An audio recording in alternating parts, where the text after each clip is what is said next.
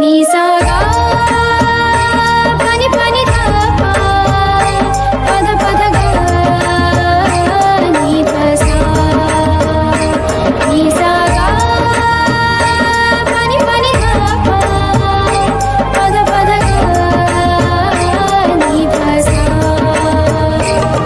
ही गाथा अस्तित्वाची शौर्याची पराक्रमाची ही गाथा अस्तित्वाची शौर्याची पराक्रमाची या मातीमधल्या कणाकणातील मौल्यवान रत्नांची या मातीमधल्या कणाकणातील मौल्यवान रत्नांची कर्तृत्व इथे गगनाला भिडे परिमोल जाणून घेऊ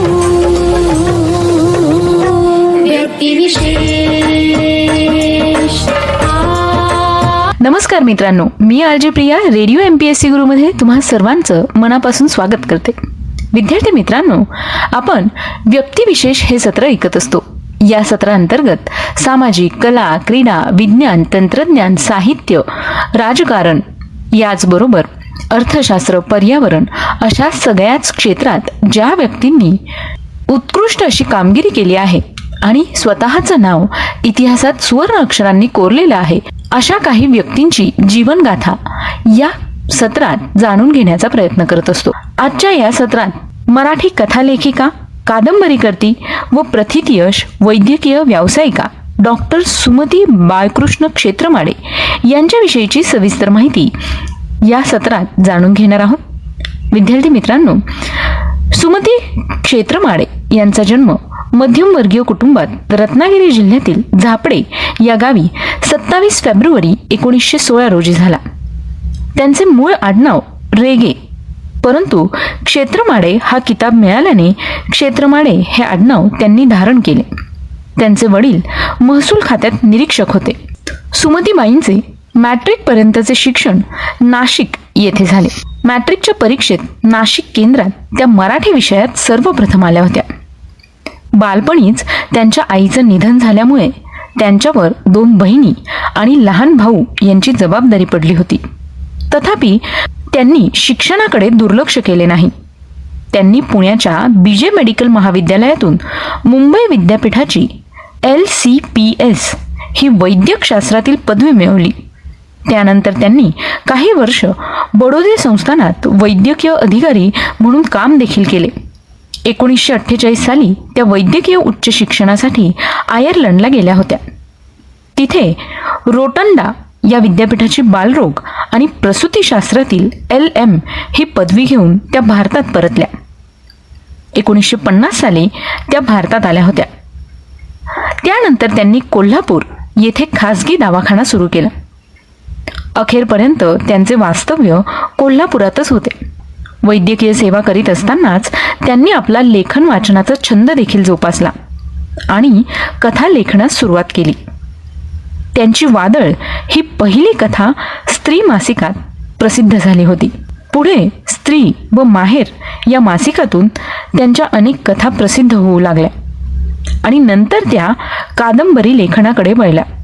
सुमतीबाईंनी विपुल लेखन केले. त्यांचे 20 कथासंग्रह, 15 कादंबऱ्या, कुमार वाङ्मय व 2 नाटके असे विविध साहित्य प्रकारांना स्पर्श करणारे लेखन त्यांनी केले. या साहित्य संपदेपैकी 1954 साली प्रीतिस्वप्न, 1962 मध्ये बीजेची कोर हे कथासंग्रह, तर 1960 मध्ये महाश्वेता, 1963 मध्ये मैथिली, 1964 मध्ये श्रावणधारा, 1968 मध्ये मेघ मल्हार, 1976 मध्ये अणुहार, 1979 मध्ये युगंधरा, वादळवीज, पांचाली, तपस्या इत्यादी कादंबऱ्या आणि भैरवी व मीच जाहले माझी मृगया ही नाटके देखील त्यांनी लिहिली आणि त्यांची ही साहित्य कृती उल्लेखनीय आहे. त्यांनी श्रेष्ठ कादंबरीकार व ज्ञानपीठकार विष्णू सखाराम खांडेकर यांच्या सूचनेवरून अमरावतीच्या शिवाजीराव पटवर्धन यांनी कुष्ठरोग्यांसाठी स्थापन केलेल्या तपोवन संस्थेत काही दिवस वास्तव्य केलं. तेथील कुष्ठरोग्यांची व्यथा त्यांनी जाणून घेतल्यावर त्यांच्याशी संवाद साधला. या संवादाच्या अनुभूतीतून तेथील वास्तवावर बेतलेली त्यांची तपस्या ही कादंबरी मनाला भिडते. युगंधरा या कादंबरीवर त्या शीर्षकाची दूरदर्शन मालिका देखील निघाली व ती लोकप्रिय झाली. त्यांच्या महाश्वेता व मेघमल्हार या कादंबऱ्यांचे गुजरातीत तर श्रावणधारा आणि मेघमल्हार यांचे हिंदीत देखील अनुवाद झाले आहेत आणि काही कादंबऱ्यांच्या आवृत्त्याही निघाल्या आहेत. त्यांच्या स्वप्न अधुरा या गुजरातीत अनुवाद केलेल्या नाटकाला केंद्र शासनाचा पुरस्कार 1973 साली दिला गेला. 1972 मध्ये त्यांनी युरोपचा देखील दौरा केला होता. सुमतीबाईंची युगंधरा ही कादंबरी देखील प्रचंड गाजली. एखाद्याचे जीवन दुसऱ्यांसाठी असते अशी उदाहरणे वास्तव जगातही अनेकदा दिसतात. अशी कथा असलेली डॉक्टर सुमती क्षेत्रमाडे यांची युगंधरा ही कादंबरी वाचकांच्या मनाचा ठाव घेते असं म्हणायला हरकत नाही. कादंबरीतील नायिका अत्यंत हुशार, हरहुन्नरी, आईबाबांची आवडती लेक आणि 2 भावांची लाडकी बहीण अशी आहे. वडिलांच्या संसाराची जबाबदारी युगंधरा आपल्या खांद्यावर उचलते. भावांचे शिक्षण, लग्न सर्व काही ती करते. त्यांचे जीवन उभारताना तिचे आयुष्य मात्र कोमेजून जाते. दुसऱ्यासाठी झिजतच ती देह ठेवते.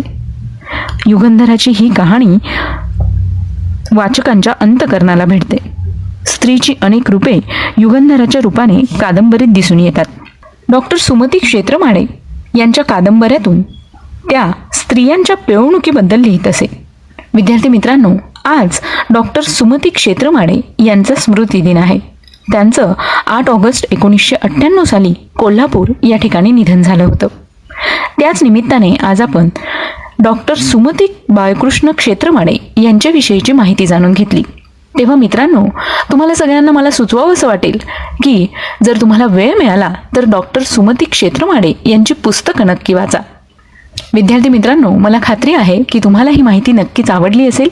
तेव्हा याविषयी तुम्हाला जर काही फीडबॅक किंवा सजेशन्स द्यायचे असतील तर तुम्ही आमच्या 8698 या व्हॉट्सअप क्रमांकावर ऑडिओ किंवा टेक्स्ट मेसेज पाठवू शकता. चला तर मग मित्रांनो, आता वेळ आली आहे रजा घेण्याची. मी आरजे प्रिया तुम्हा सगळ्यांची रजा घेते. पुन्हा भेटूया उद्याच्या व्यक्तिविशेष या सत्रात अशाच एका नवीन व्यक्तीची जीवनगाथा ऐकण्यासाठी.